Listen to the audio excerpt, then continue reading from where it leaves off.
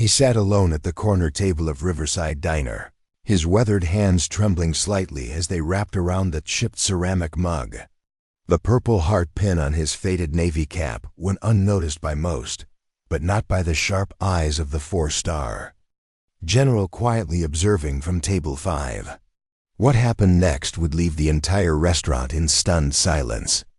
Before we jump back in, tell us where you're tuning in from, and if this story touches you, make sure you're subscribed, because tomorrow I've saved something extra special for you. Frank Miller entered Riverside Diner on a quiet Tuesday morning. His steps measured and deliberate.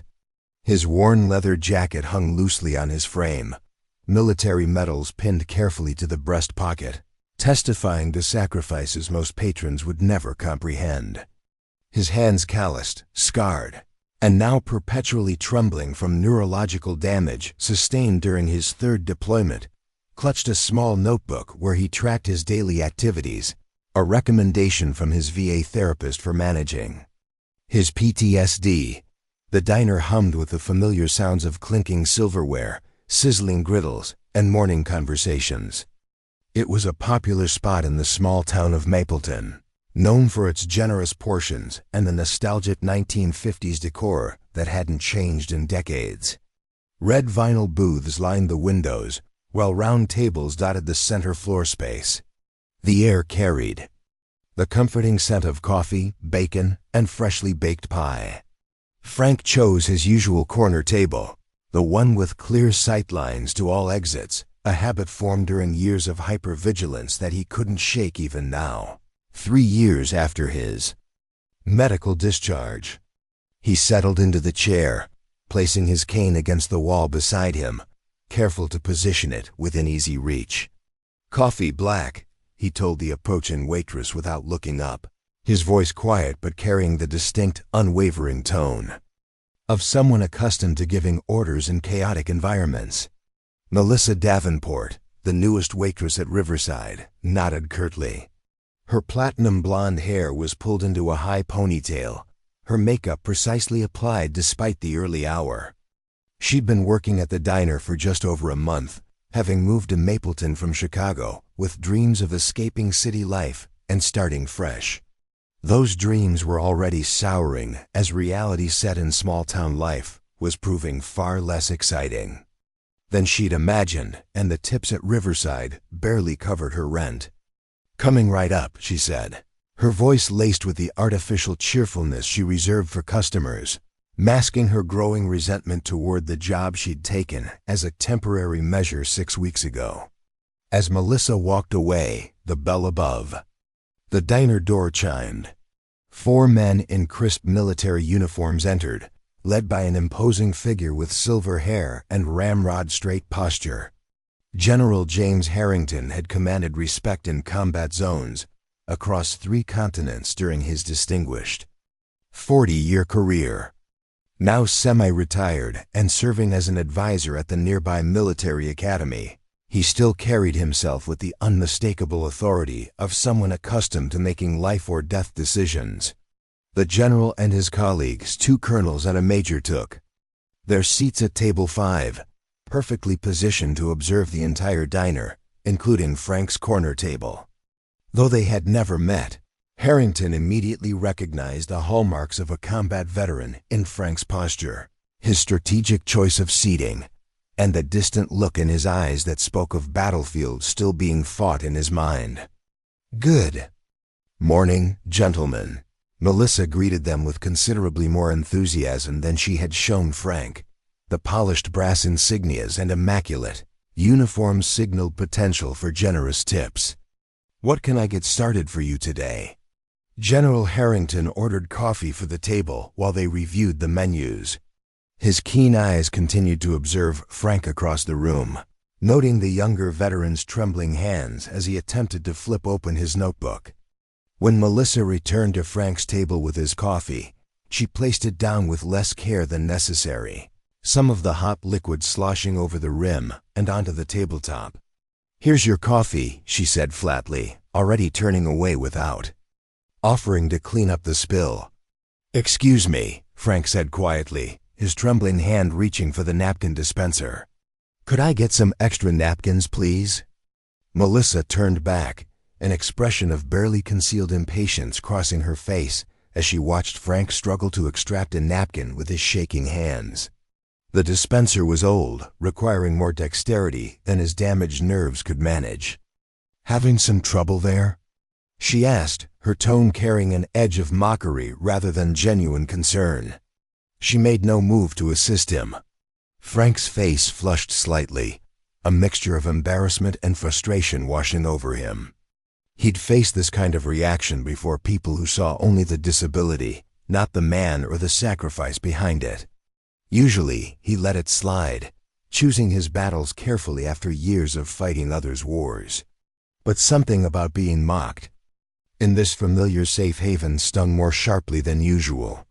"Just the napkins, please," he repeated, his voice still controlled but tighter now, eyes fixed on the spreading coffee puddle rather than meeting her gaze. "Sure thing, Shaky," Melissa muttered, just loud enough for nearby tables to hear, as she sauntered toward the counter to retrieve a stack of napkins. A few patrons shifted uncomfortably in their seats, recognizing the cruelty in her words, but hesitant to intervene. An older couple at a nearby table exchanged disapproving glances, but remained silent. The breakfast rush was picking up, and the diner manager, Bill, was busy at the grill, his back turned to the unfolding situation. At table 5, General Harrington's conversation with his colleagues came to an abrupt halt. His weathered face, which had witnessed the horrors of war and the courage of soldiers like Frank, hardened into a mask of controlled anger. The other officers, sensing the shift in their superior's demeanor, followed his gaze to Frank's table. Preparing and narrating this story took us a lot of time, so if you are enjoying it, subscribe to our channel, it means a lot to us. Now back to the story. "Unacceptable," Colonel Matthews murmured, his own jaw tightening. General Harrington gave a slight nod of agreement, but raised his hand in a gesture that clearly communicated to his subordinates. "Wait, observe. This was not a situation to be rushed into without proper assessment." Melissa returned to Frank's table, tossing a small stack of napkins beside his coffee cup with obvious disinterest. "Here you go. Ready to order, or do you need more time to get it together?" Her emphasis on the last phrase carried clear mockery of his condition. Frank looked up, meeting her eyes directly for the first time. Behind the pain and fatigue that clouded his gaze, there was still the unmistakable strength of someone who had faced far worse than an unkind waitress. "I'll have 2 eggs over easy, wheat toast, no butter, and hash browns," he said evenly, each word carefully formed and delivered with deliberate clarity. As Frank gave his order, his left hand trembled more noticeably, causing his fork to clatter against the table. Melissa's eyes darted to the movement, and a smirk formed at the corner of her mouth. "2 eggs over easy, wheat toast, no butter and hash browns," she repeated, mimicking the tremor in her own hand as she wrote, turning the personal struggle of a wounded veteran into casual entertainment for herself. At a nearby table, a middle-aged woman with her teenage daughter gasped softly at the blatant disrespect. The daughter looked down, clearly uncomfortable with what she was witnessing. An elderly man sitting alone by the window shook his head in disappointment, but no one spoke. "Up." Frank's expression remained stoic, a mask perfected during months of physical therapy sessions, where progress was measured in millimeters and celebrated as miles. He'd learned to armor himself against the stares, the whispers, the occasional cruelty of strangers who couldn't begin to understand the cost of the freedom they took for granted. "And maybe I should wrap your silverware in napkins," Melissa added with feigned helpfulness, "so they don't go flying when you try to eat." She laughed lightly, as if she'd made a harmless joke rather than mocked a combat-injured veteran. Frank's eyes dropped to the table, his right hand instinctively moving to cover his trembling left, a gesture of protection, of hiding vulnerability that had become second nature. In that moment, he looked older than his 36 years. The Weight of his experiences and the daily struggle of living with his injuries etched deeply into the lines of his face. At table 5, General Harrington had seen enough. He placed his napkin on the table with deliberate care and rose to his full height of 6'3". The movement was unhurried, but carried the inevitable force of an approaching storm. The 3 officers at his table straightened instinctively, recognizing the familiar signs of their commander, preparing to address a situation that violated his deeply held principles. "Sir?" Major Davis questioned quietly. "Some battles choose." "U.S. Major," General Harrington replied, his voice low but carrying the unquestionable authority that had guided troops through the most harrowing combat zones. "This one just chose me." The diner fell quiet as General Harrington moved across the floor with measured steps, his presence commanding attention without a single word being spoken. Even Melissa, who had turned to walk back toward the kitchen, felt the shift in the atmosphere and paused, turning to see what had caused the sudden hush. What she saw was General Harrington standing directly in her path, his 4 stars gleaming under the diner lights, his expression reflecting the kind of authority that didn't need to raise its voice to be felt across an entire room. "Young lady," he began, his deep voice carrying easily in the now silent diner, "I'd like a word with you about respect, service, and the price of the freedom that allows you to work in this establishment without fear of bombs falling on your head." Melissa's smirk evaporated, replaced by a look of confusion that quickly transformed into the dawning realization that she had made a terrible mistake. Her eyes darted from the general's severe expression to Frank's table and back again, connecting dots she should have seen from the beginning.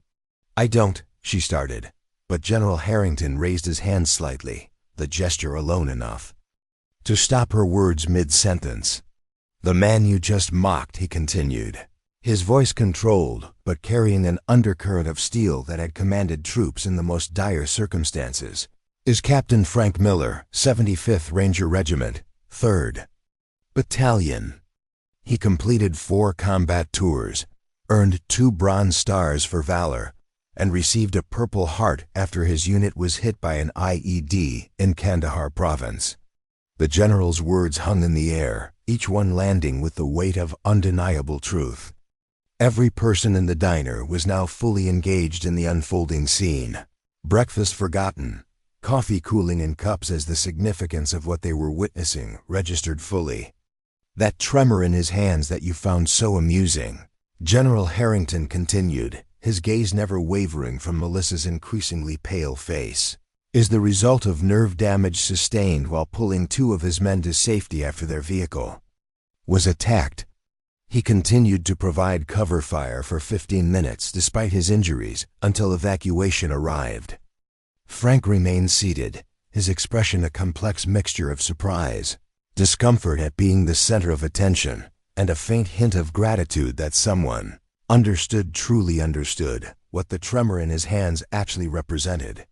I didn't know," Melissa stammered, her earlier confidence crumbling under the weight of the general's words and the collective gaze of the entire diner.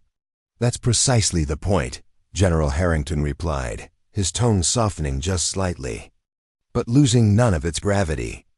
"You didn't know, yet you chose mockery over kindness, judgment over respect.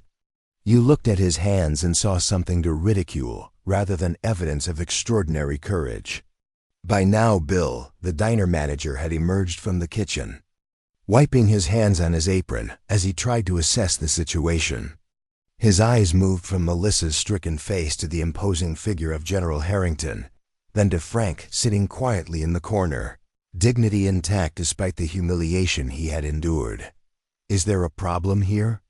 Bill asked, his voice uncertain, as he sensed the tension permeating his usually peaceful establishment. "There is indeed a problem," General Harrington confirmed, turning slightly to address Bill while ensuring Melissa remained within his focus.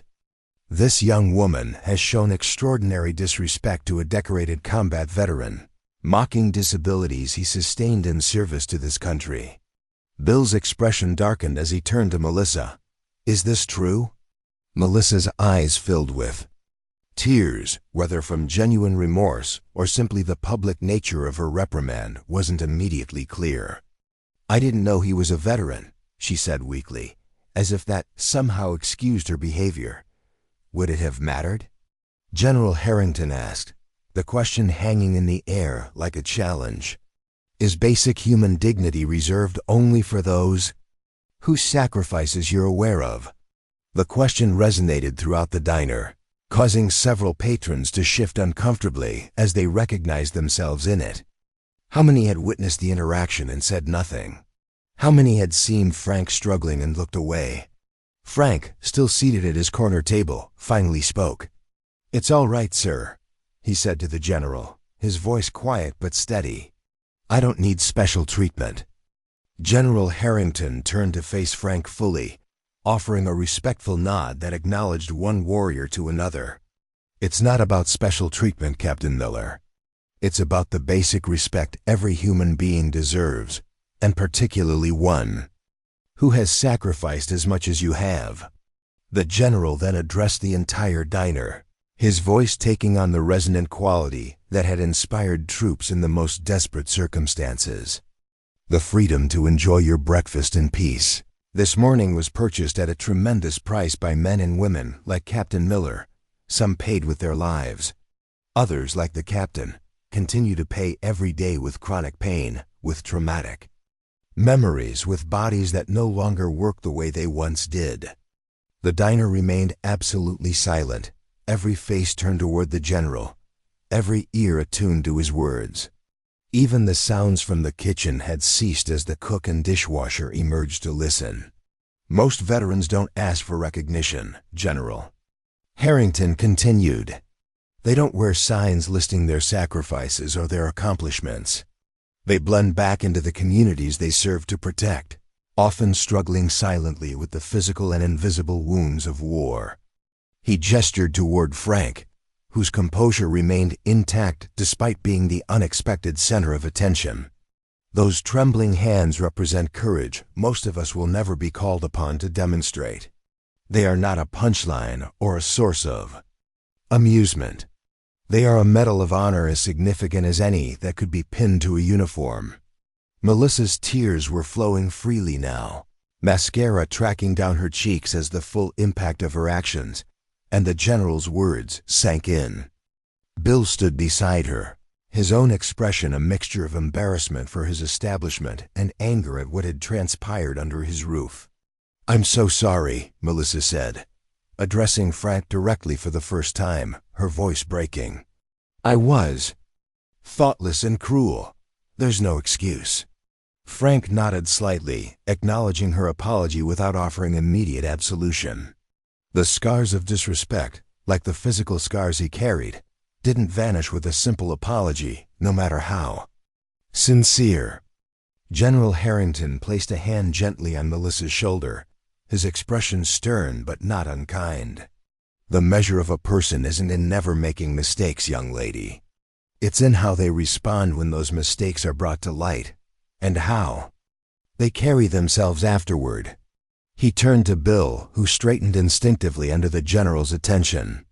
"I trust you'll ensure that all your staff understand the importance of treating every customer with dignity, regardless of their appearance or challenges." Bill nodded vigorously. "Absolutely, General. This isn't what Riverside Diner stands for. I promise you that." General Harrington then did something unexpected.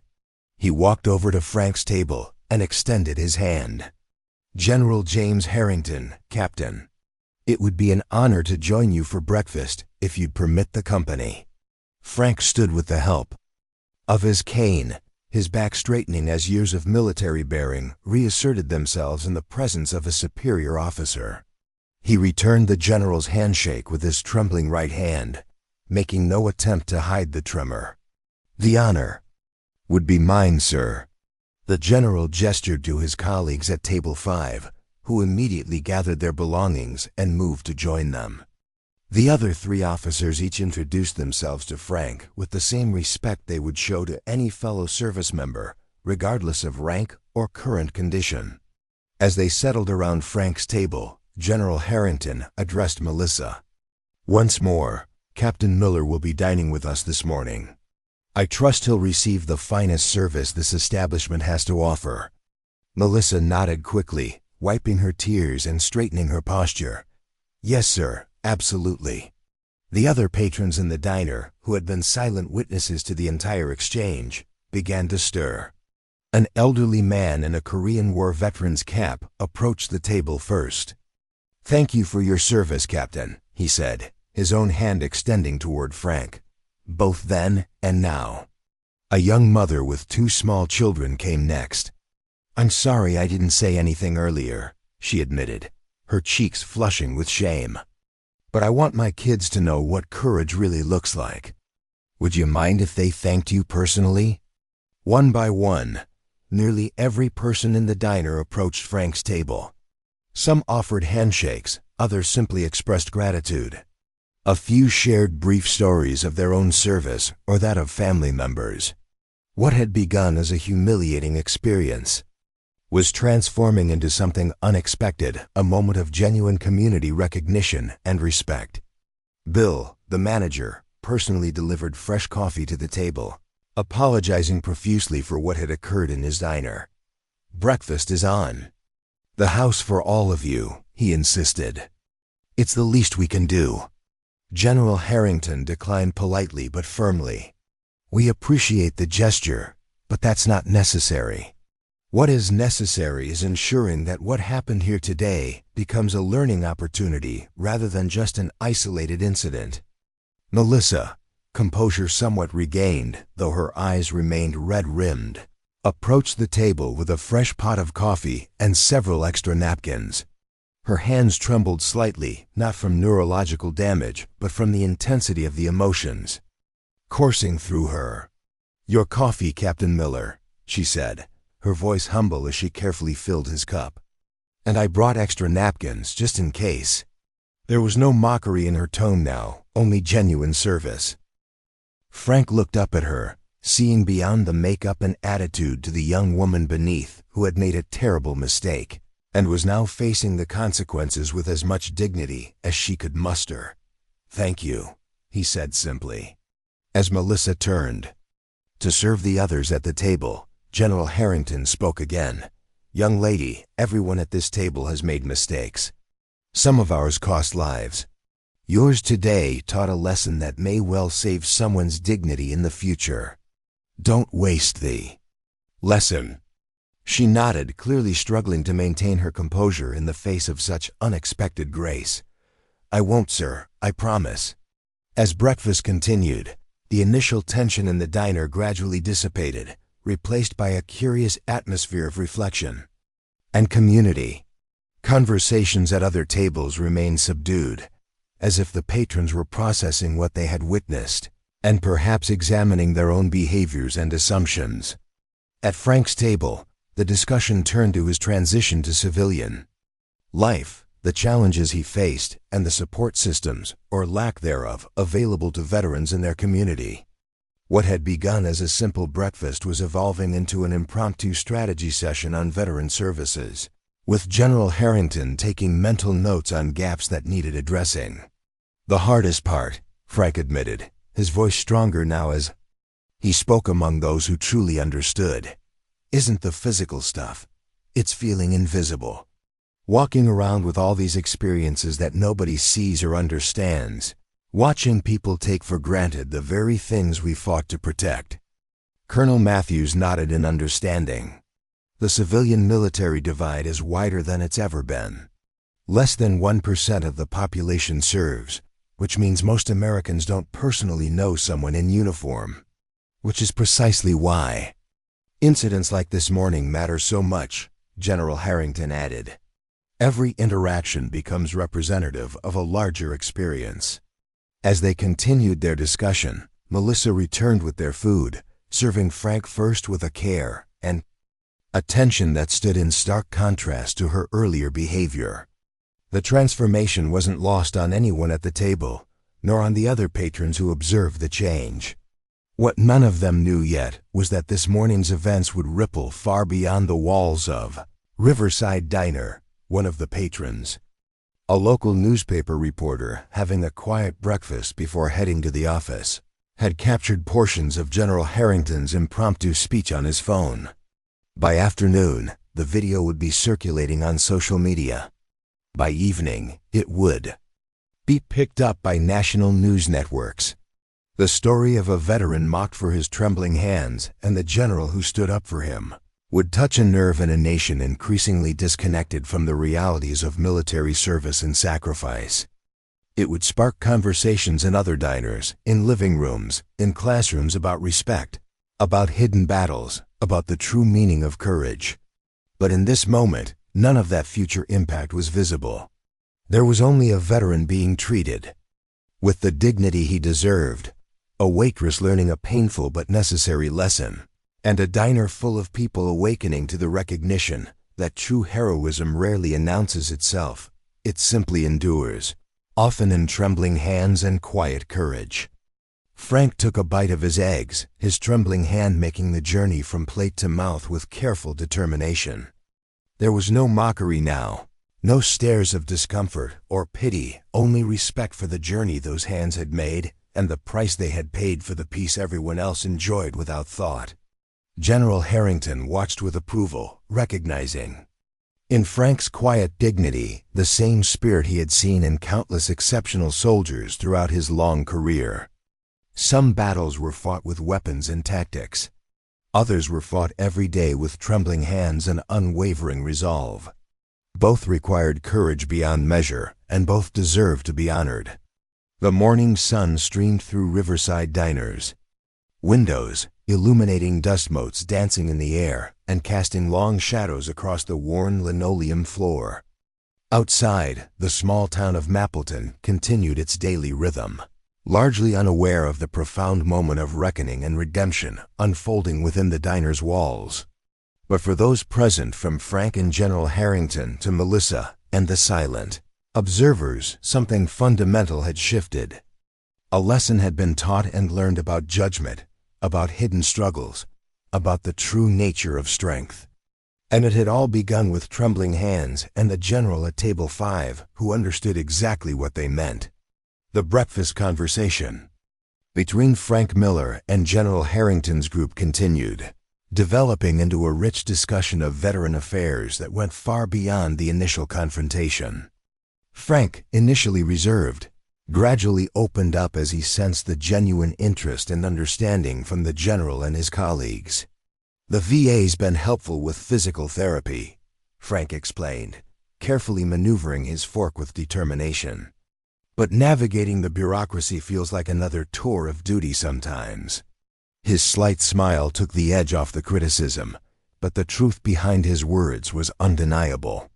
"Too many forms, not enough faces," Colonel Matthews agreed, nodding knowingly. The system was designed with good intentions, but executed with typical government efficiency. The general observed Frank closely, noting the younger veteran's careful movements and the occasional distant look in his eyes that suggested he was managing pain beyond the physical. "What's your support system like here, Captain? Family nearby?" Frank's expression shifted subtly, a brief flicker of something more vulnerable crossing his face before he composed himself. "My sister visits when she can. She's in Columbus with her kids. Parents passed a few years back." He paused, taking a careful sip of coffee. "Mostly it's just me and Duke, my service dog. He's at home today, groomer appointment." "General." Harrington nodded, understanding all that remained unsaid. The isolation many veterans faced after discharge was often as damaging as their physical injuries. The sudden disconnect from the tight-knit brotherhood of military service, the challenge of relating to civilians who couldn't possibly understand their experiences. As they continued their conversation, Melissa moved through the diner with a noticeably different demeanor. The sharp edges of her attitude had softened, replaced by thoughtful attention not just to Frank's table, but to every customer she served. The transformation wasn't lost on Bill, who watched her with a mixture of relief and lingering concern. The elderly Korean War veteran who had approached earlier returned to Frank's table, this time with a photograph carefully extracted from his wallet. "Thought you might appreciate this, son," he said, placing the faded image on the table. It showed a young soldier standing beside a military jeep, the mountains of Korea visible in the background. 1953, just before we pushed north of the 38th parallel. Frank studied the photo with genuine interest, his trembling hands steadying slightly as he focused on this tangible piece of another veteran's history. "2nd Infantry Division?" he asked, noting details in the uniform that most civilians would miss. The older man's face lit up with surprise and pleasure. "That's right. How'd you know?" "The patch," Frank said, pointing carefully. "My grandfather was 2nd ID in Korea too. Used to tell me stories when I was a kid. Part of why I enlisted." This simple exchange sparked something powerful around the table, a bridge between generations of service, a connection that transcended the decades, separating their wars. The Korean War veteran pulled up a chair, invited by General Harrington to join them, and soon the conversation expanded to encompass 3 generations of military experience. Across the diner, other veterans began to identify themselves, drawn into the growing circle of recognition and respect. A Vietnam veteran who had been quietly reading his newspaper in the corner, a Gulf War reservist having coffee with his teenage son, a young woman wearing a veteran-owned business t-shirt who had served 2 tours in Iraq.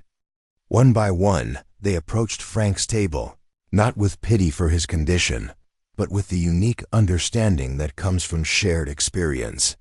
Each interaction strengthened Frank visibly, his posture becoming more upright, his voice growing stronger as he found himself among people who saw past his disability to the warrior within. Melissa observed this transformation as she moved between tables, the impact of her earlier cruelty still burning in her conscience. She had judged Frank solely on his trembling hands, reducing him to a single visible struggle without considering the whole person or the cause of those tremors. The weight of that mistake felt heavier with each passing moment. During a brief lull in service, she approached Bill near the counter, her voice low and contrite. "I really messed up." Bill's expression was stern but not unkind. "Yes, you did.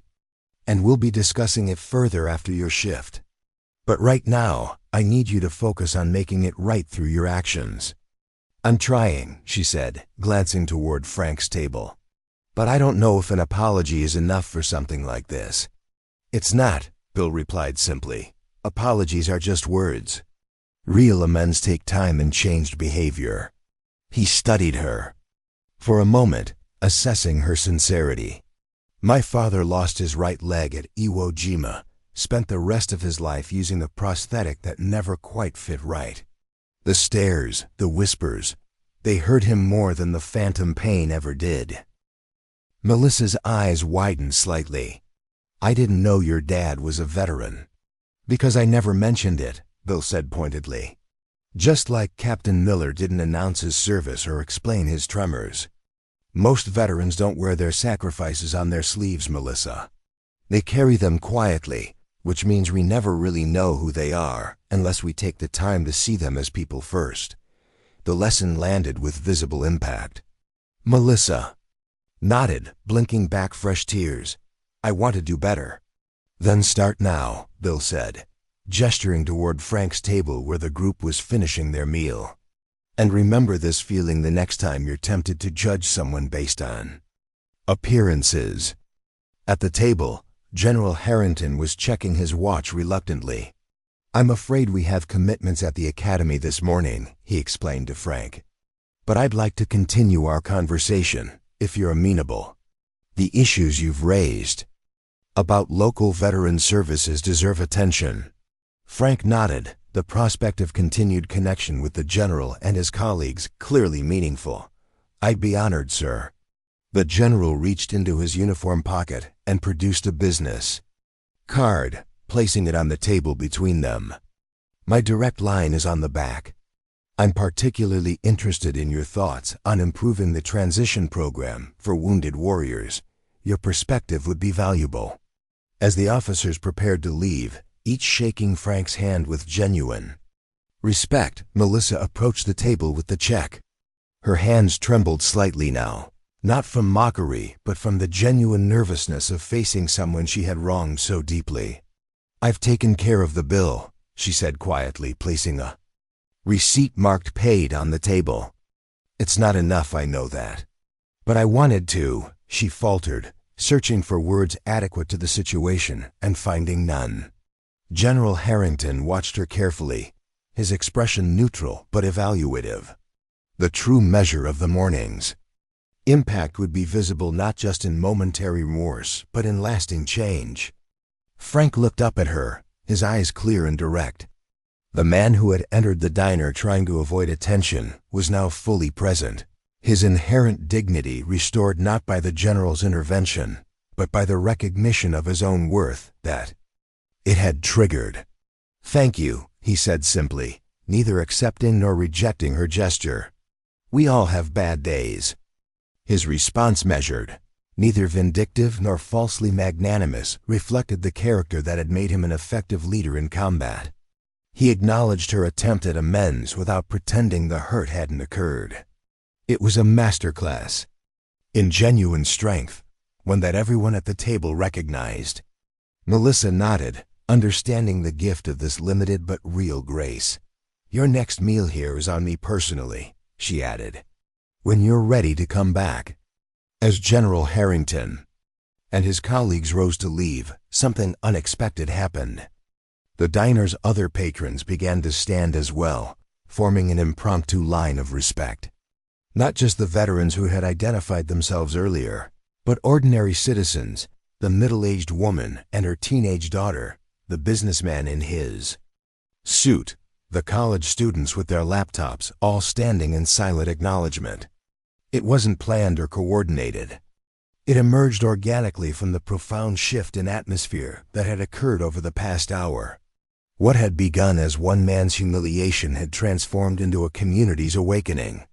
Frank, unused to such recognition and visibly moved by it, stood with the help of his cane, his back straight despite the pain evident in the tightness around his eyes. The tremor in his hand seemed less pronounced now, steadied perhaps by the connection he'd found in this unexpected moment. As General Harrington led his group toward the door, he paused beside Melissa, who was watching the scene unfold with a mixture of shame and wonder. "The test of learning," he said quietly, for her ears alone, "comes when no one important is watching. Remember that." She nodded, understanding that her true amends would come through hundreds of future interactions, not just with veterans, but with every person she served. The real measure of this morning's lesson would be in how she treated the next customer whose differences made them vulnerable, when no four-star general was present to hold her accountable. After the officers departed, the diner gradually returned to its normal rhythm, though something fundamental had shifted in the atmosphere. Frank remained at his table, finishing his coffee, now joined by the Korean War veteran and two others who had served in different eras. Their conversation flowed easily, bridging generations and theaters of conflict, creating connections where isolation had prevailed just hours before. Bill approached their table, coffee pot in hand for refills. "I want you all to know," he said, as he topped off their cups, "that Riverside Diner has always offered a military discount, but we haven't advertised it well. Starting today, we're making it official with proper signage, and we're extending it to include first responders too." The veterans nodded appreciatively, recognizing the gesture as more than mere business calculation. It was an acknowledgement, a small but tangible sign of respect that had been inspired by the morning's events. As Frank finally prepared to leave, retrieving his cane and gathering his notebook, he found his path to the door lined with patrons offering handshakes, nods of respect, and quiet thanks. The very same people who had watched in uncomfortable silence during Melissa's mockery were now finding their voices, activated by General Harrington's example. Outside in the parking lot, Frank paused beside his modest sedan, taking a moment to process the unexpected turn his morning had taken. He had entered the diner as he did most days, quietly, hoping to blend in, to manage his meal without drawing attention to his disability. He was leaving having been truly seen, perhaps for the first time since returning to civilian life. Melissa, who had stepped outside for a brief break, spotted him standing there. After a moment's hesitation, she approached, her earlier bravado completely absent. "I keep thinking about what the general said," she admitted, keeping a respectful distance. "About not knowing what battles people are fighting. I never thought about it that way before." Frank studied her, seeing beyond the defensive exterior to someone young and lost, trying to find her footing in a world that had disappointed her expectations. "Most people don't," he said finally, "until something forces them to." "Your hands," she said hesitantly, "do they hurt? Besides the tremors, I mean." The question was direct, but asked now with genuine concern rather than morbid curiosity or mockery. Frank appreciated the honesty of it. "Sometimes," he acknowledged. "Nerve damage causes phantom pain. Brain receives signals that don't match reality." He flexed his fingers deliberately, the movement uneven but purposeful. "The tremors are actually easier to deal with than people's reactions to them." Melissa nodded, absorbing this with visible regret. "I was one of those reactions. Today, the worst kind." "You were," Frank agreed, neither softening the truth nor wielding it as a weapon. "But now you know better, which means you can do better." He paused, considering whether to share more, then continued. "The hardest part of coming home wasn't the physical injuries. It was feeling invisible. Or worse, visible only for what I couldn't do anymore, not for who I still am." This insight, freely offered to someone who had mocked him just hours earlier, demonstrated a generosity of spirit that made Melissa's eyes fill with tears again. "I'm truly sorry," she said simply. "I believe you," Frank replied. "Make it count by remembering it's not just veterans. Everyone's fighting something you can't see." As Frank drove away from Riverside Diner, he felt a curious lightness that had nothing to do with the free breakfast or even the general's respect. For months, he had been defined in his own mind as much as in others by what his injuries had taken from him. Today, he had been reminded of what remained intact: his dignity, his voice, his capacity to connect with others through shared experience.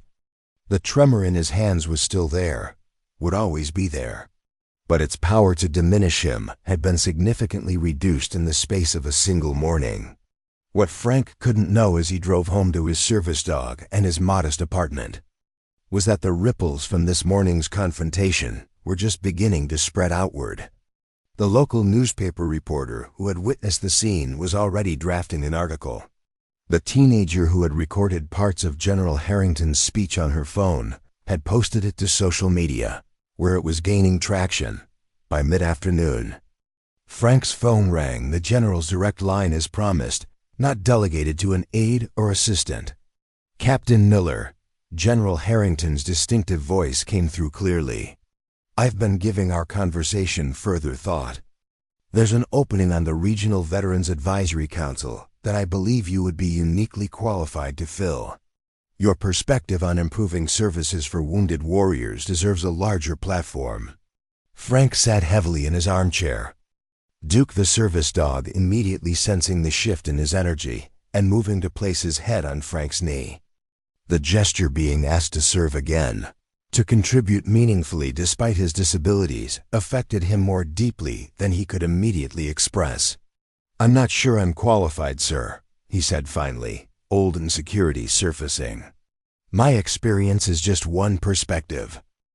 One perspective informed by actual experience is worth a dozen theoretical approaches from those who've never served." The general replied firmly, "The council needs your voice, Captain. Our veterans need your voice."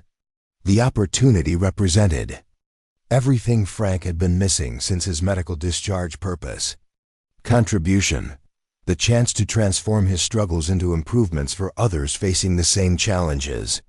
It wasn't charity or pity. It was recognition of the value he still had to offer. "When's the first meeting?"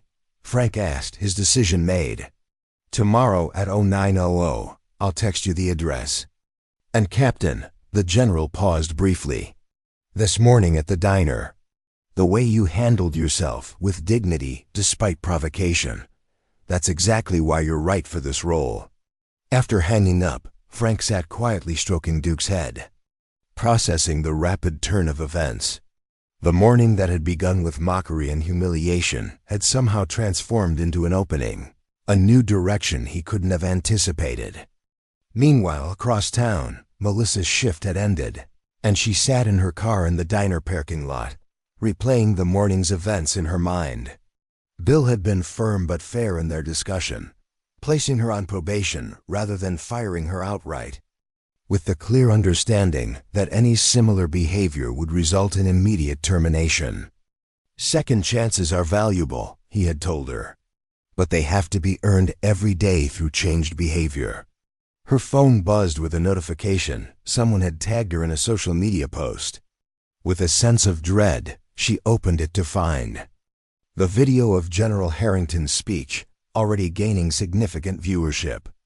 The camera had captured her face clearly as the general had delivered his rebuke, preserving her shame for public consumption.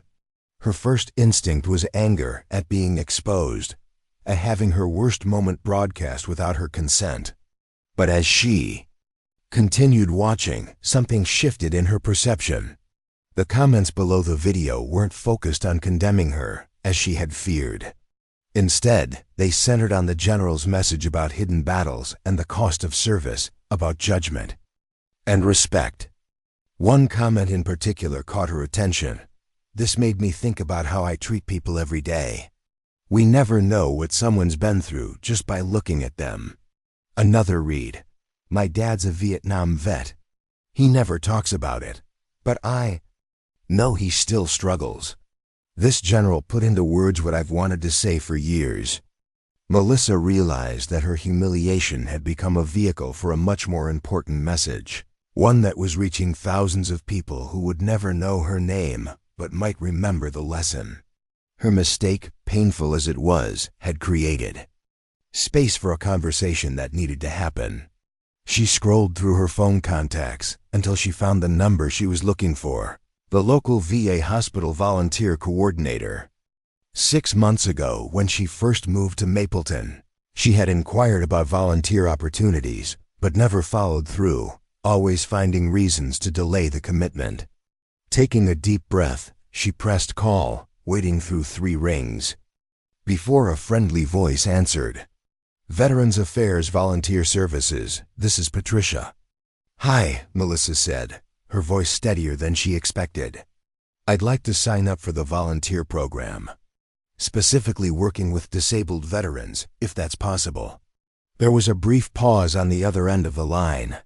"We do have openings in that department, but I should mention it can be challenging.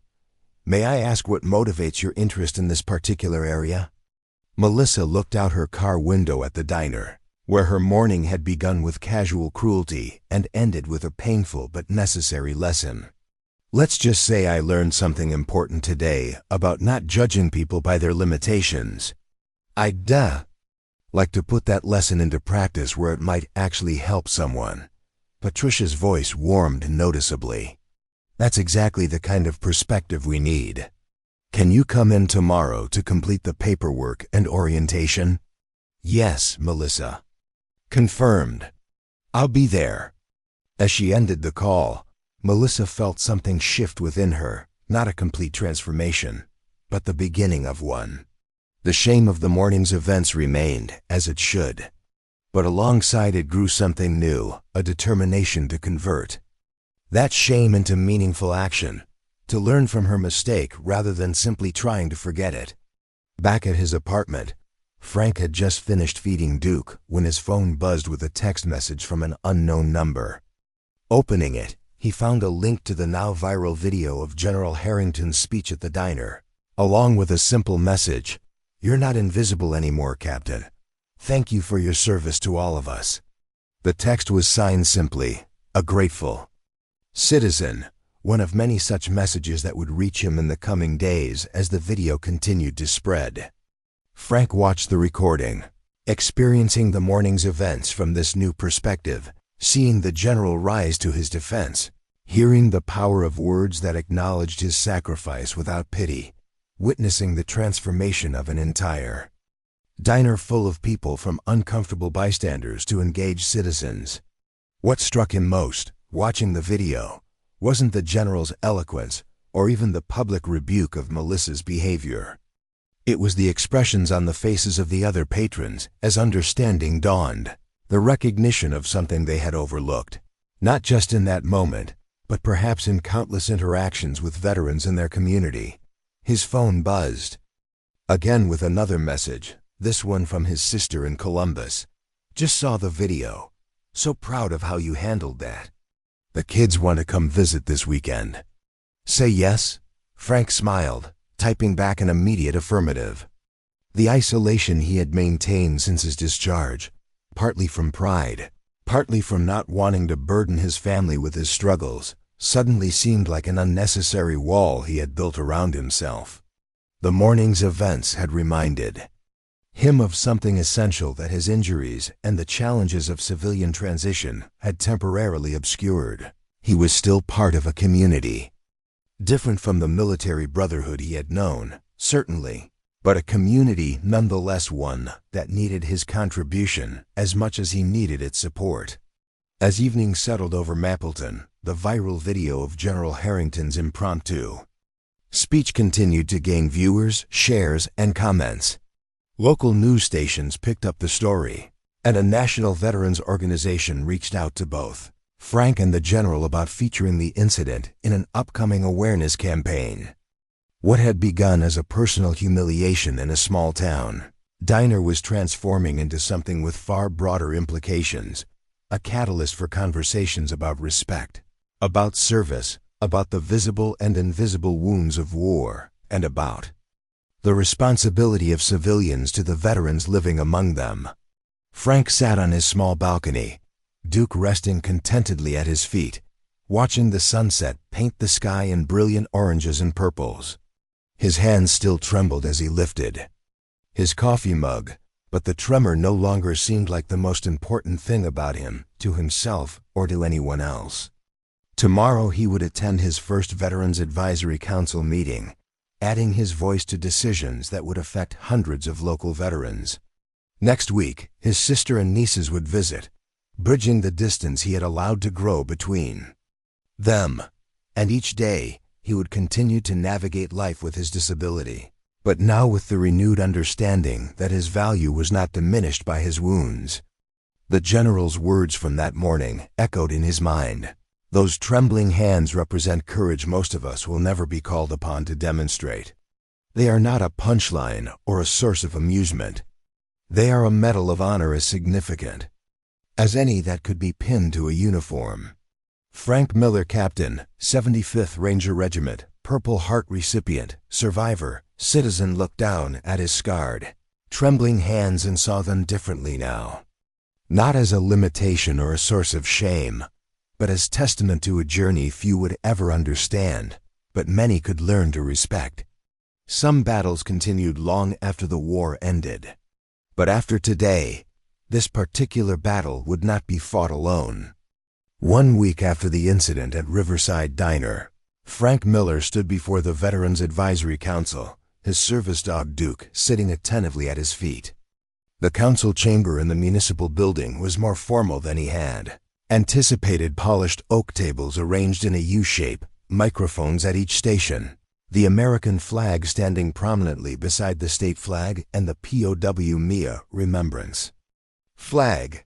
"As I see it," Frank said, his voice stronger and more confident than it had been in months, "the biggest gap in our local support system isn't medical care or even housing assistance.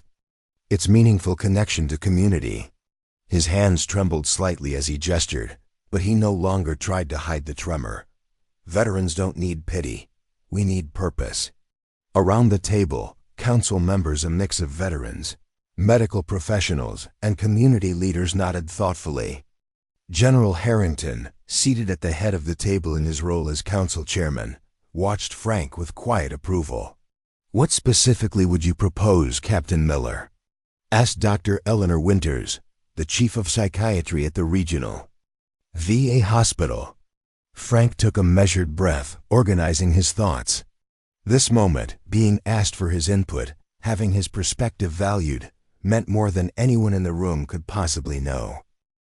"A community integration program," he replied. "Not just job fairs or resume workshops, though those have their place. I'm talking about connecting veterans directly with local organizations that need their specific skills: project management, logistics, leadership, crisis response. Skills that translate, but often go unrecognized in traditional hiring processes." He paused, gauging the room's reaction before continuing. "And for wounded warriors like myself, adaptive programs that focus on abilities rather than limitations. We've been trained to accomplish missions against incredible odds. That mindset doesn't disappear with a medical discharge." The council's secretary was taking rapid notes, and several members were leaning forward with increased interest.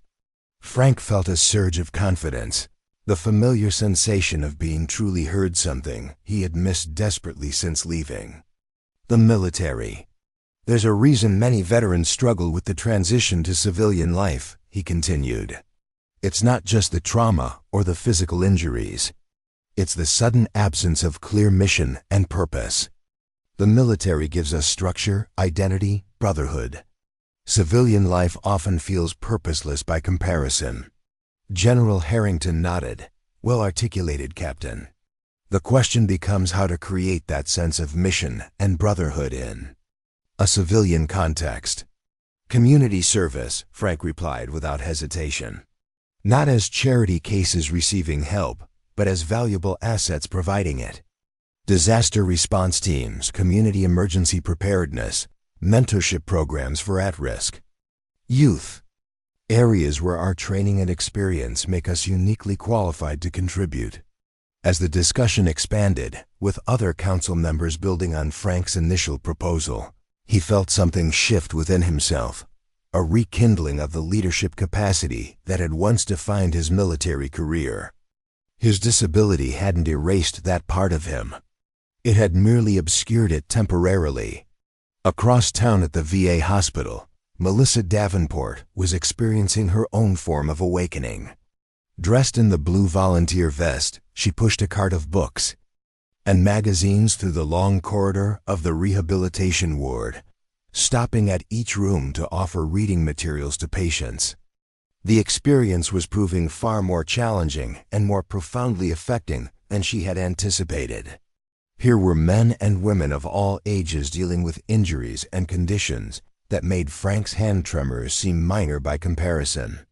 Amputees learning to use prosthetics, burn victims undergoing painful skin grafts, veterans with traumatic brain injuries relearning basic tasks.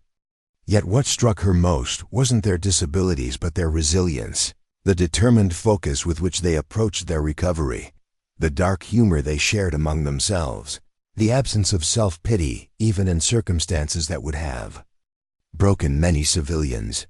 "Well, look what the cat dragged in," called a voice from one of the rooms as she passed. "If it isn't our favorite literary supplier." Melissa smiled, turning to enter the room where Sergeant Mike Rodriguez was sitting. Up in bed, his left leg elevated and heavily bandaged from his most recent surgery. Despite the obvious pain he was in, his grin was genuine and welcoming. "Brought you something special today," she said, pulling a dog-eared science fiction novel from her cart. "You mentioned you were a Ray Bradbury fan." Mike's eyes lit up. "No way, The Martian Chronicles? How'd you find this?" "Asked around," Melissa admitted. "My neighbor had it on her bookshelf, said it was one of her favorites too." The simple act of seeking out a specific book for a specific veteran had required effort.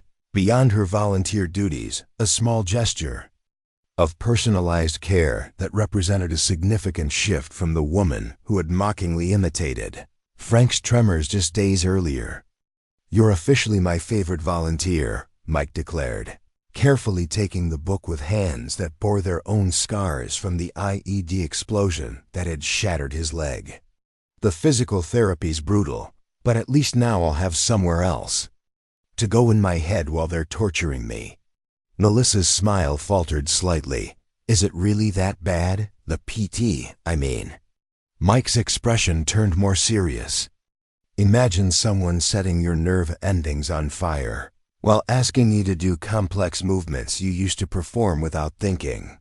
And the whole time, they're cheerfully telling you you're doing great. He shrugged. But it's working. 3 months ago, I couldn't move my ankle at all. So I'll take the pain. The matter-of-fact way he described his suffering, without drama or bid for sympathy, reminded Melissa powerfully of Frank Miller. That same quiet dignity in the face of physical challenges beyond most people's comprehension.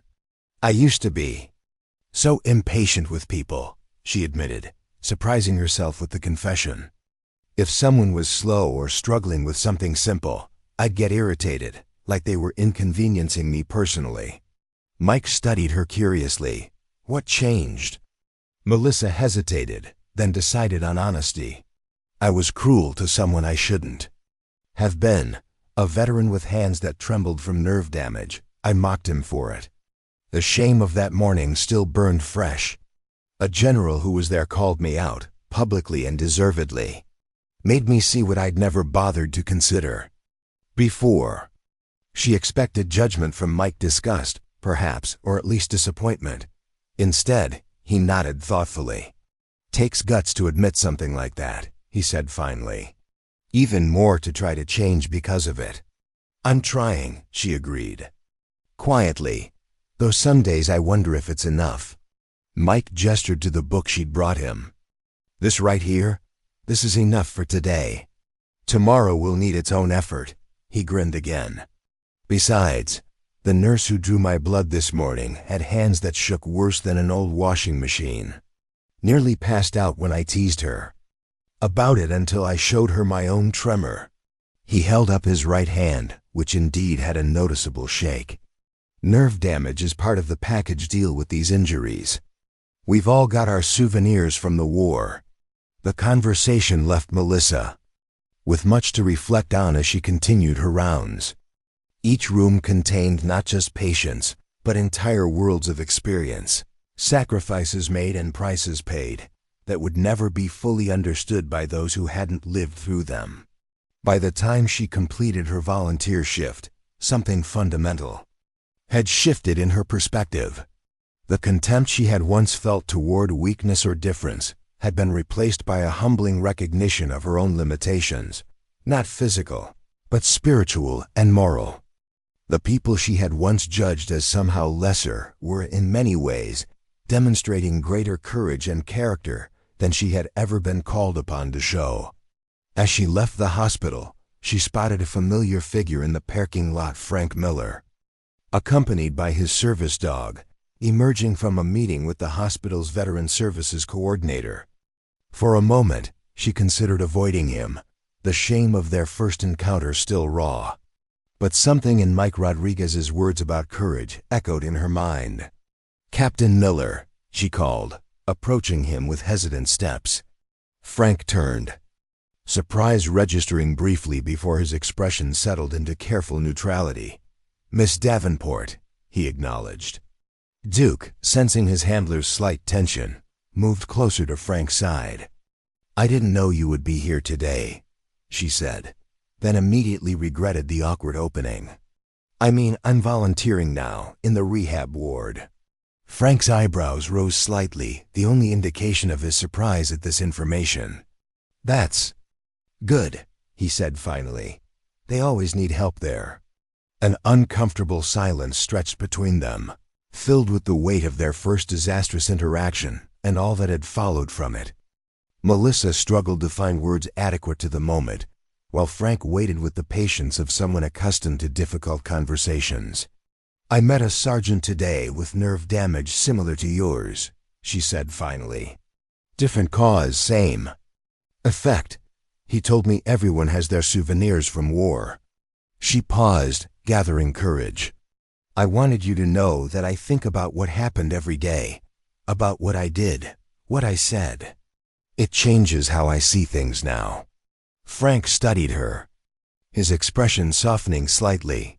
"That's how growth works," he said simply. "The hard lessons tend to stick." "The general was right about everything he said," Melissa continued, "about not knowing what battles people are fighting, about respect being the minimum everyone deserves." She gestured vaguely toward the hospital behind them. "Working with these veterans, it's changing me. I don't expect forgiveness or anything. I just wanted you to know that what happened that day, it mattered. It made a difference." Frank nodded, accepting her words without dismissing their importance or offering cheap absolution. "The best apology is changed behavior," he said. "Sounds like you're working on that." "I am," she confirmed, "every day." As they parted ways, Melissa felt a curious lightness, not the false relief of forgiveness granted too easily, but the earned peace of taking responsibility and committing to genuine change. Meanwhile, Frank's visit to the hospital had its own significance. The Veterans Coordinator had invited him to help develop a peer mentorship program for recently discharged wounded warriors, another opportunity to transform his personal struggles into support for others facing similar challenges. 2 weeks later, the Mapleton Gazette ran a feature story titled "From Battlefield to Homefront: Local Veterans Creating New Paths to Service." The article highlighted the community integration program Frank had proposed to the Veterans Advisory Council, now becoming reality through partnerships with local organizations. The photo accompanying the article showed Frank standing with General Harrington and a group of veterans of various ages and backgrounds, including Mike Rodriguez in a wheelchair, all gathered on the steps of the municipal building. Frank's hands were visible, the tremor captured in the slight blur of the photograph, not hidden or concealed, but simply one aspect of a man whose contributions to his community were becoming increasingly visible and valued. The story also mentioned a new sensitivity training program for local businesses, developed in partnership with the Chamber of Commerce, designed to help employers and service providers better understand and support veterans with visible and invisible wounds of war. What had begun as a humiliating incident in a diner was catalyzing systemic changes throughout Mapleton. Riverside Diner itself had become an unexpected hub in this evolving community support network. Bill, the manager, had instituted a Veterans Corner, a dedicated section with slightly larger tables to accommodate service dogs and mobility equipment, staffed by specially trained servers who understood the particular needs of veterans with PTSD or physical disabilities. The idea had come from Melissa, who continued to work at the diner while also maintaining her volunteer schedule at the VA hospital. Her journey from mockery to meaningful support represented the kind of transformation that was possible when awareness met genuine commitment to change. One morning, about a month after the confrontation that had changed so many lives, Frank entered Riverside Diner for his now regular breakfast meeting with fellow veterans involved in the community integration program. Duke pattered alongside him, alert but relaxed in the familiar environment. The diner had changed subtly but significantly. A small display near the entrance now featured photographs of local veterans throughout history, from World War II to the present conflicts. A discreet sign indicated the Veterans Corner, though it was presented as an amenity rather than a segregation, an acknowledgement of specific needs, rather than a labeling of difference. Frank made his way to his usual table, greeting other patrons who now knew him by name. The isolation that had characterized his life just weeks earlier had given way to a web of connections, some deep, others casual, all contributing to a sense of belonging in a community that now saw him clearly. Melissa, who had requested to be assigned permanently to the Veterans Corner section, approached his table with a genuine smile. "Good morning, Captain Miller. Coffee black, right?" "Please," he nodded, noting the natural way she interacted with him now, neither the contemptuous mockery of their first encounter nor the overcompensating deference that had followed the general's intervention. She had found a balanced respect that acknowledged his service without defining him solely by it. As she poured his coffee, her hands were steady, her movements efficient. The transformation in her wasn't just in how she treated veterans, but in how she carried herself with a new purposefulness that came from meaningful work and genuine growth. "The guys from the mentorship program should be here soon," she mentioned, placing a menu before him, though she knew he rarely varied his order. "I've reserved the big table by the window." Frank nodded his thanks, appreciating her attention to details that mattered. The table by the window would give the veterans with hypervigilance clear sight lines, while the larger size would accommodate those with mobility equipment. As Melissa moved to greet other customers, Frank observed the diner with fresh eyes. What had once been a place of humiliation had become, improbably, a center of healing and connection, proof that transformation was possible not just for individuals, but for entire communities when the right catalyst sparked meaningful change. His phone buzzed with a text message from General Harrington. "A BC News picked up our story. National correspondent arriving tomorrow to cover the Community Integration Program. Your leadership has made the difference, Captain." Frank smiled slightly, still unused to receiving credit for what felt to him like simply doing what needed to be done. The national attention would bring resources and possibly replication of the program in other communities, expanding the impact far beyond what he had initially imagined. The bell above the diner door chimed as the first of the mentorship program. Veterans arrived, a young Marine corporal just 3 months out of Walter Reed, still adjusting to his prosthetic leg, and the challenges of civilian transition. Frank rose to greet him, extending his trembling hand without hesitation or apology. Their handshake, one man with trembling hands, another with an artificial limb, embodied the spirit of the program they were building, focused on abilities rather than limitations, on contribution rather than accommodation, on the future rather than the past. As more veterans arrived, the energy in the diner shifted. Laughter, storytelling, the unique camaraderie of those who had served, it filled the space with a vibrant sense of community. Other patrons observed with interest and respect, some stopping by the veterans' table to offer brief words of thanks or support. Bill emerged from the kitchen to personally welcome the group, his pride in the diner's evolution evident in his beaming smile. "First round of coffees on the house, gentlemen," he announced.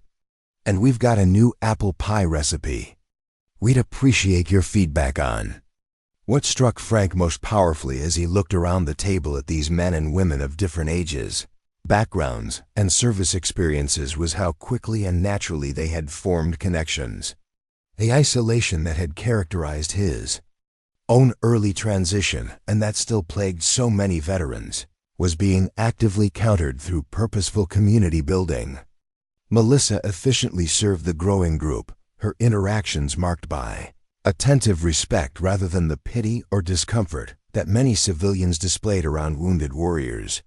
She had learned to see the person before the disability, the strength before the struggle, a transformation as meaningful as any physical rehabilitation. Halfway through their meal, an unexpected visitor entered the diner. General Harrington, in civilian clothes, accompanied by a distinguished older man Frank didn't recognize. The general spotted Frank's table immediately and approached with a pause. Warm smile. "Captain Miller," he greeted, extending his hand. "Hope we're not interrupting."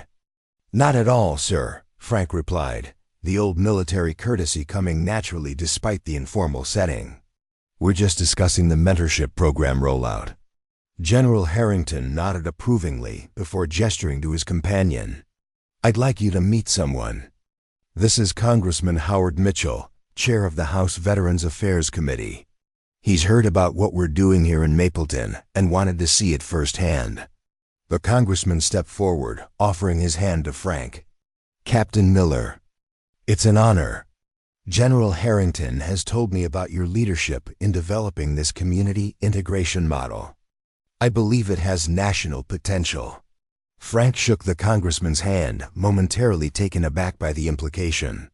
"Thank you, sir, but this has been a community effort. Many people contributed to making it work." "That's precisely what makes it replicable," Congressman Mitchell replied. "Individual heroics can't be scaled, but community systems can. What you've created here, connecting veterans directly with opportunities to serve and lead in civilian contexts, addresses a gap in our national transition programs." The conversation expanded to include the other veterans at the table, each sharing their experiences with the program and its impact on their transition. The congressman listened intently, asking thoughtful questions that revealed a genuine interest beyond political calculation. "I'd like to invite you to testify before our committee next month, Captain Miller," he said finally. "Share what you've learned, what's working, what could be improved with proper federal support. Your perspective as both the program's architect and a participant would be invaluable." Frank felt the weight of the opportunity, a chance to influence policy that would affect thousands of veterans nationwide. A year ago, still struggling with his own transition and the limitations of his injury, he could never have imagined being in this position. "I'd be honored, Congressman," he replied, his voice steady despite the emotion behind it. "If sharing our experience here can help others, I'm all in." As the conversation continued, Frank noticed Melissa watching from nearby. A complex mix of emotions crossing her face, pride, perhaps, at seeing the positive developments she had witnessed unfold, mixed with lingering regret for her initial cruelty that had inadvertently sparked this chain of events. When she approached to refill coffee cups, the congressman included her in the conversation. "I understand you're involved with both this diner's veterans program and volunteer work at the VA?" Melissa nodded, a slight flush coloring her cheeks. "Yes, sir. I work here and volunteer there 3 days a week." "She's been instrumental in making veterans feel welcome," Frank added, offering her the public acknowledgement she had earned through genuine change. "Created the training program for the staff here that's becoming a model for other local businesses." The congressman nodded approvingly. "That's exactly the kind of community involvement we need more of. Not just government programs, but everyday citizens recognizing their role in supporting those who've served." What remained unspoken, the catalyst that had begun Melissa's transformation, didn't need to be mentioned. The journey was more important than its starting point, the growth more significant than the mistake that had prompted it. As General Harrington and the congressman prepared to leave, promising to be in touch about the congressional testimony, the general paused beside Frank's chair. "A month ago, you walked into this diner just hoping to have a quiet breakfast without being judged for your tremor. Now you're heading to Washington to help shape national policy for wounded warriors. That's what happens when people see beyond limitations to the leader underneath." Frank nodded, grateful for the general's continued mentorship and the opportunities it had opened. "Thank you, sir. For everything. Don't thank me, Captain. This was all you, your resilience, your vision, your willingness to transform personal struggle into community solution. I just provided a little battlefield clarity when it was needed." After they departed, Frank rejoined the veterans at his table, the conversation turning to practical details of the mentorship program's next phase. As they talked, he was struck by how natural it felt to be leading again, not despite his disability, but with it fully integrated into his identity and experience. His hands still trembled as he raised his coffee cup. The nerve damage was permanent, the physical limitation a reality he would live with for the rest of his life. But its power to define him, to diminish him in his own eyes or others, had been irrevocably broken. What had begun with mockery had transformed into mission, a journey from isolation to impact that was changing not just his life, but an entire community's approach to its wounded warriors. And soon, perhaps many communities beyond. As Frank looked around the table at the veterans whose lives were now intertwined with his, at the diner that had become a hub of healing and connection, at Melissa serving with newfound purpose and Respect, he recognized a profound truth. Sometimes the deepest wounds create the strongest bridges, and the most painful moments can catalyze the most meaningful growth. The tremor in his hands was not the end of his story. It was merely one chapter in a continuing narrative of service, leadership, and resilience, a narrative now expanding to include not just his individual journey but the collective transformation of a community learning to truly see and value its veterans.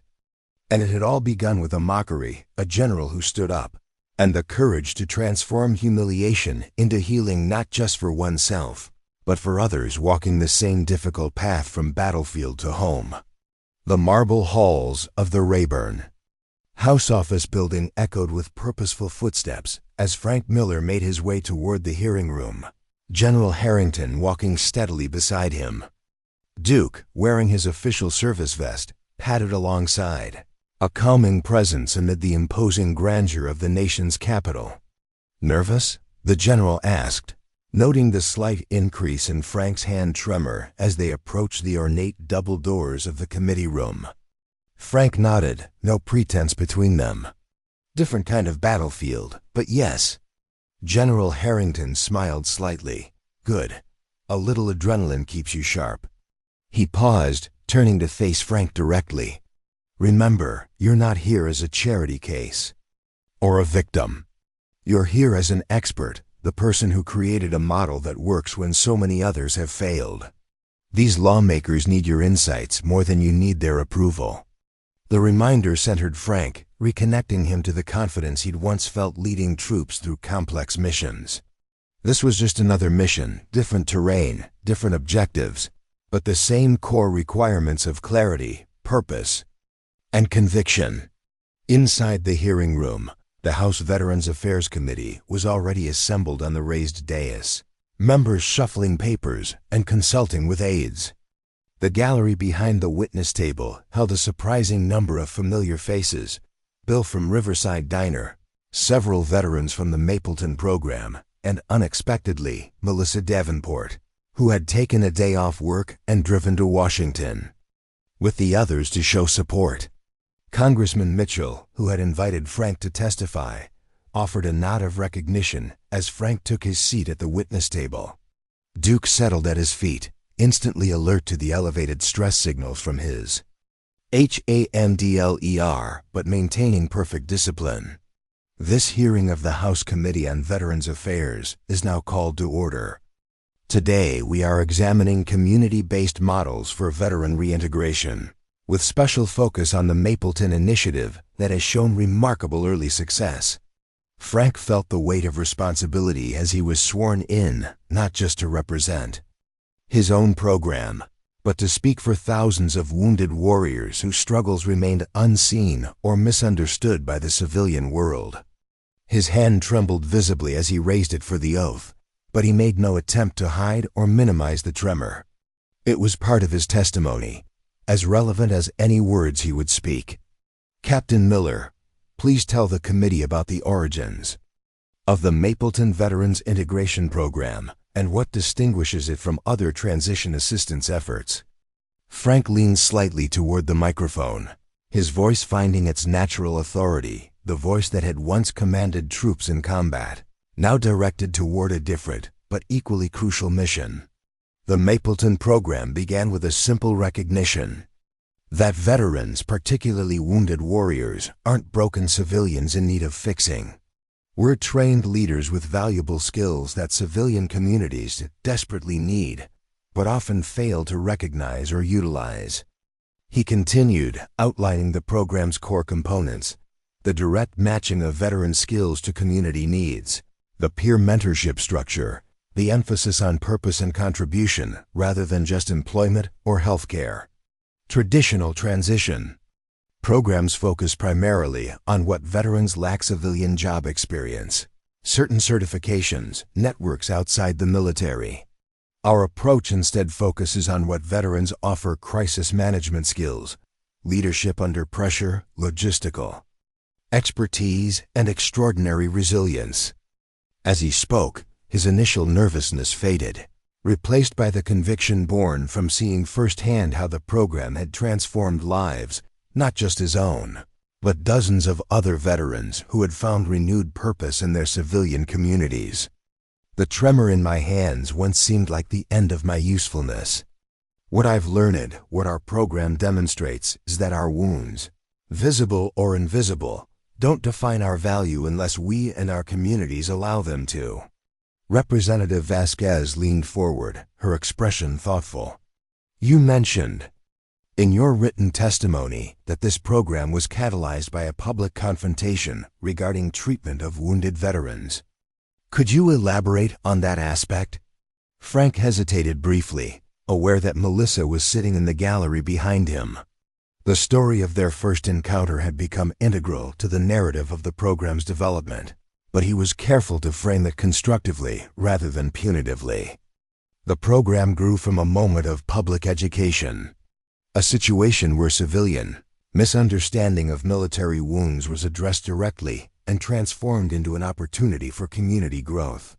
He proceeded to describe the incident at Riverside Diner, not dwelling on Melissa's mockery, but emphasizing General Harrington's intervention and the community awakening that followed. What happened that morning revealed a gap in understanding that exists in communities nationwide. Most civilians have no personal connection to military service. They see the wounds but not the warrior, the limitations but not the capabilities, the costs but not the character forged through sacrifice. The committee members listened intently, several taking detailed notes. What had begun as a routine oversight hearing was evolving into something more profound, a first-hand education in the lived experience of wounded veterans and their struggle to find meaningful place in civilian society. The most significant barrier wounded warriors face isn't physical accessibility. It's perceptual accessibility, being seen accurately for all that we still are rather than defined by what we've lost. Representative James Rodriguez, a Marine veteran who had served in Iraq, nodded in visible agreement. Captain Miller, in your experience, what single change would most improve the transition process for wounded warriors returning to civilian communities? Frank considered the question carefully. Purpose, not just a job, but a mission. Military service gives us clear purpose, defined contribution, and visible impact. Civilian life often feels purposeless by comparison, especially when physical limitations restrict options. He gestured toward the gallery where the Mapleton veterans sat. Every member of our program, regardless of their specific wound or disability, has found renewed purpose through community service. Whether it's training emergency response teams, mentoring at-risk youth, or helping develop adaptive protocols for local businesses, they're continuing to serve, just in different uniforms. As the questioning continued, Frank articulated the program's successes and challenges with the same clarity and honesty he had once used in battlefield assessments. No exaggeration, no minimization, just straightforward evaluation of what was working and what needed improvement. What about scalability? Asked Representative Hartman, a fiscal conservative known for his skepticism of federal programs. What would it take to implement this model nationwide, and what would be the cost to taxpayers? It was the question Frank had anticipated and prepared for most carefully. The program's strength is its community-based nature, he replied. It doesn't require massive federal infrastructure or bureaucracy. What it does require is coordination, communication frameworks, and local champions. He outlined a proposal for regional hubs connected through a national network, leveraging existing VA resources but shifting emphasis from treatment-focused approaches to contribution-focused models. The most expensive veteran is one whose skills and leadership go unutilized, Frank concluded. The return on investment for communities that effectively integrate their veterans, particularly wounded warriors, is substantial not just in reduced healthcare costs, but in gained human capital. Throughout his testimony, Frank's hands continued their visible tremor, but not once did he apologize for it or attempt to conceal it.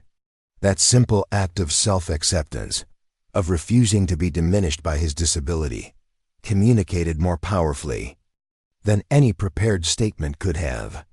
After nearly 2 hours of testimony and questioning, Chairwoman Vasquez called for a brief recess before the next panel. As Frank rose from the witness table, several committee members came down to speak with him personally, including Representative Rodriguez, who clasped his trembling hand firmly. "You've articulated what many of us have experienced but struggled to explain," the congressman said quietly. "And you've done it without a trace of self-pity or political agenda. That's rare in these halls." In the corridor outside the hearing room, Frank was met by the Mapleton contingent, their faces alight with pride and excitement. Bill clapped him on the shoulder, while the veterans from the program surrounded him with the unique mixture of respect and camaraderie that characterized military brotherhood. Melissa hung back slightly, still finding her place in this community she had once wounded through casual cruelty. When Frank caught her eye, she offered a small smile of genuine support. "You did great in there," she said simply. Frank nodded, his thanks acknowledging both her support and the distance they had traveled from their first encounter. "Wouldn't have happened without you," he replied, causing her eyes to widen in surprise. "Without me mocking you?" she asked, confusion evident in her expression. "Without that moment becoming something more than just another humiliation," Frank clarified. "It could have ended there, just one more civilian who didn't understand, one more day of feeling invisible. Instead, it became a catalyst." General Harrington, who had been speaking with Congressman Mitchell nearby, rejoined the group. "The committee is impressed," he informed Frank. "Mitchell says they're already discussing a pilot program based on the Mapleton model, with potential implementation at 5 sites nationwide." The news sent a ripple of excitement through the gathered veterans. What had begun as a local response to a specific incident was evolving into something with national impact, a potential shift in how communities across America engaged with their wounded warriors.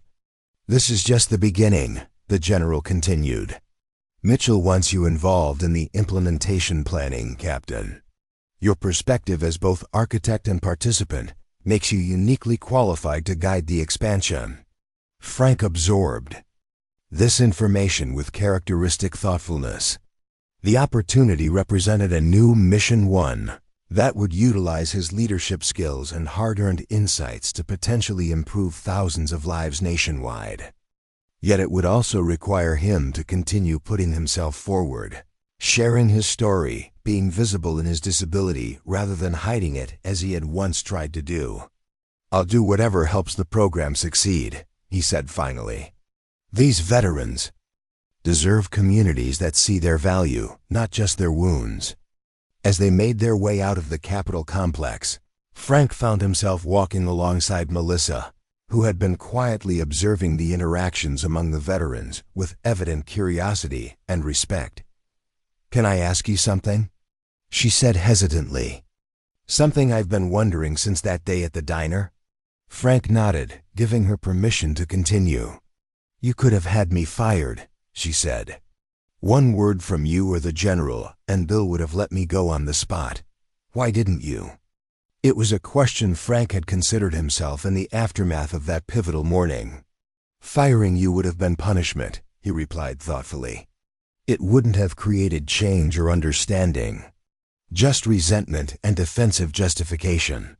He glanced at her, noting how different she appeared now from the dismissive waitress who had mocked his trembling hands. The transformation went beyond her expression or demeanor. It reflected a fundamental shift in perspective. "Besides," he added, "look at what's happened instead. You've become one of the strongest advocates for veteran support in Mapleton. Your training program for service staff is being adopted by businesses throughout the county. That wouldn't have happened if the story had ended with punitive action." Melissa nodded, blinking back unexpected tears. "I still think about it every day," she admitted. "How cruel I was, how easily I dismissed your struggle without knowing anything about you." "Good," Frank said, not unkindly. "Not to make you feel guilty, but because that awareness makes you a better person, a better advocate. You understand now what most civilians never grasp, that visible disabilities often represent invisible sacrifices. Their conversation was interrupted as they rejoined the larger group, preparing to depart for their hotel. Tomorrow would bring more meetings with congressional staffers and veteran service organizations interested in replicating the Mapleton model.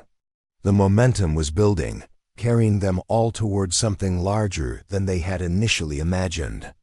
That evening, the Mapleton contingent gathered in a small restaurant near their hotel, celebrating the successful hearing and the promising developments that had followed.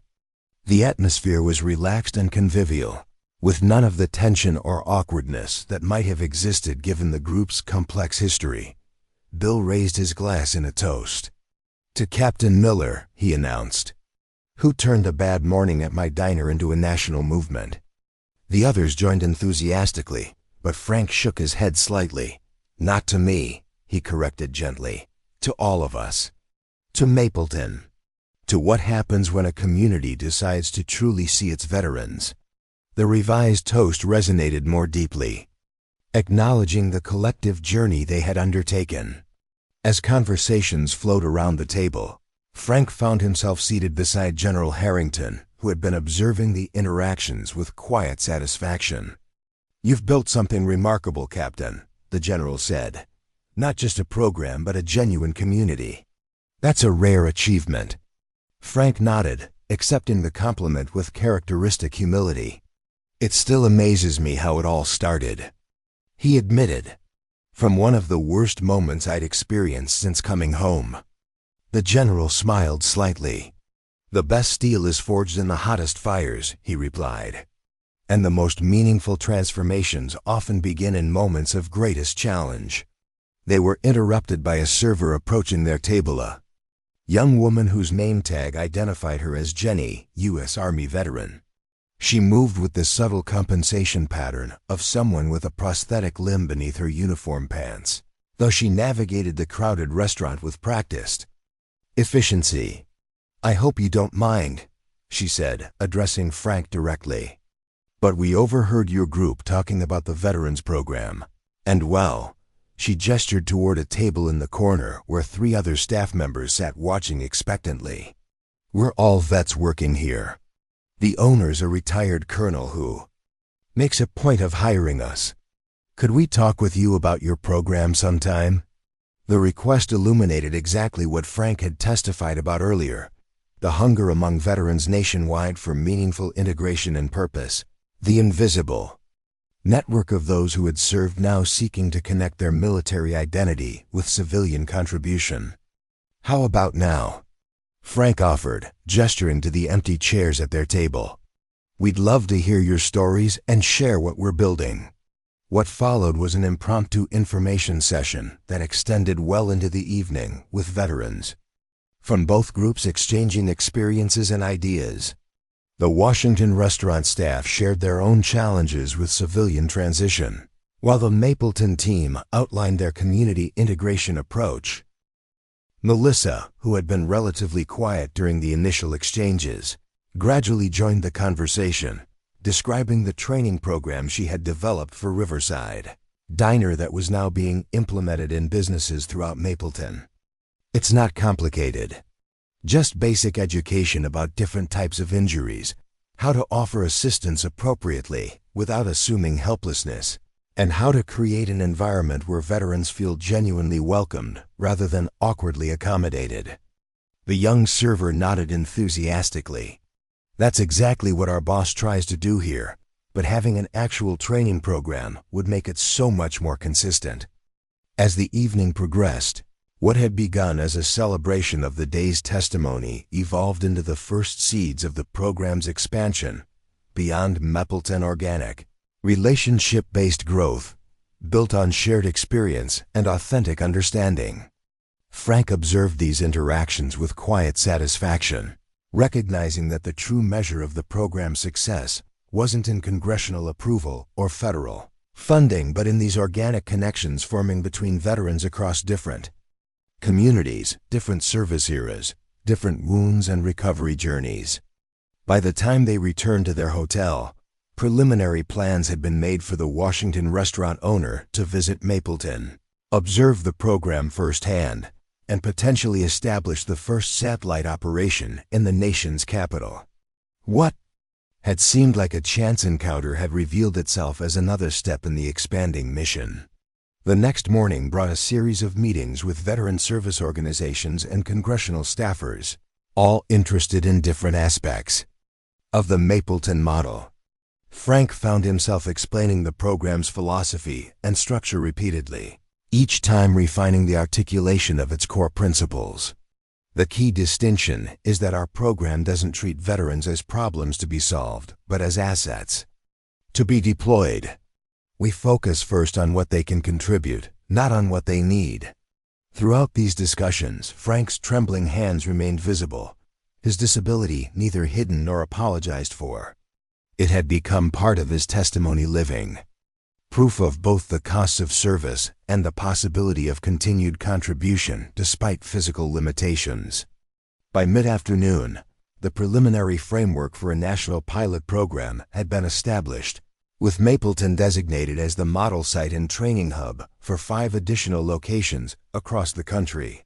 Frank, to his own surprise, had been offered a formal consulting position to help guide the implementation, a role that would utilize his leadership experience and first-hand knowledge of both military and civilian systems. As their final meeting concluded, Congressman Mitchell walked with Frank and General Harrington toward the Capitol exit. What you've started here has the potential to change the landscape of veteran reintegration nationwide. The combination of community-based implementation with federal resource support gives it sustainability that most programs lack. Frank nodded, still processing the rapid evolution from local initiative to national model. The most important element to maintain is the focus on contribution. The moment it becomes another service program, rather than a deployment of veteran assets, it will lose its transformative power. The congressman nodded thoughtfully, noted and agreed. Your perspective will be essential as we scale this. Veterans leading veterans, with civilian communities as partners rather than saviors. That's the model that works. As they parted ways, General Harrington placed a hand on Frank's shoulder. How does it feel, Captain, seeing your vision expanding like this? Frank considered the question carefully, humbling, and a little overwhelming. A month ago, I was just trying to find a way to make my own transition meaningful. Now we're talking about potentially impacting thousands of wounded warriors nationwide. The general nodded understanding. That's how the most effective solutions often develop from personal necessity rather than theoretical policy. You needed a better way forward, so you created one. Now others will benefit from your pathfinding. Their conversation was interrupted by Frank's phone buzzing with a text message from Melissa, local news crew at Riverside Diner, interviewing veterans about the program. They're live streaming your testimony from DC on the big screen. Whole town is watching. We're all so proud. Attached was a photo showing the diner packed with people gathered around a large television mounted on the wall, Frank's face visible on the screen as he testified before the committee. The Veterans Corner had expanded to fill the entire restaurant, with community members of all ages watching attentively. The image captured exactly what Frank had been working to create, a community fully engaged with its veterans, recognizing their value and contribution, rather than defining them by their wounds or limitations. What had begun with mockery and humiliation had transformed into unity and purpose, remarkable. From one confrontation in a diner, to a community transformation to a national model. Never underestimate the power of the right intervention at the right moment. As they made their way back to meet the rest of the Mapleton group, Frank reflected on the journey that had brought him to this point. The tremor in his hands that had once seemed like the end of his usefulness had become instead the beginning of a new mission. One with purpose and impact beyond anything he could have imagined when he walked into Riverside Diner that fateful morning. The physical limitation remained. The nerve damage was permanent, the tremor a constant companion that would never fully disappear. But its power to diminish him, to define him, to isolate him from meaningful contribution had been irrevocably broken. In its place had grown something far more significant, a model for integration that honored the whole warrior, not just the wounds. A community that recognized the ongoing value of those who had served.